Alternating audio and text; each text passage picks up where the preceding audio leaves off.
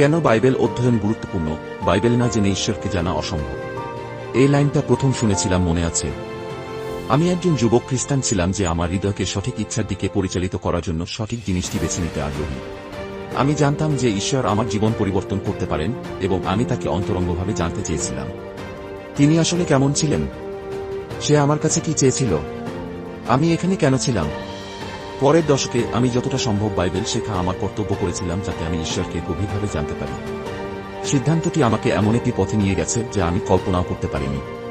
এই সংক্ষিপ্ত ভক্তিমূলক কিছু সবচেয়ে দরকারি অন্তর্দৃষ্টির একটি ভূমিকা যা আমি গত এক দশকে তুলেছি।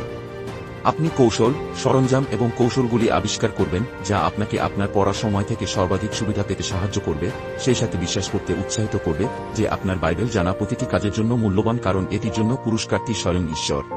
চ্যালেঞ্জ নিন এবং শিখুন কিভাবে আপনার বাইবেলের অভিজ্ঞতাকে একটি কাজ থেকে রূপান্তর করা যায়।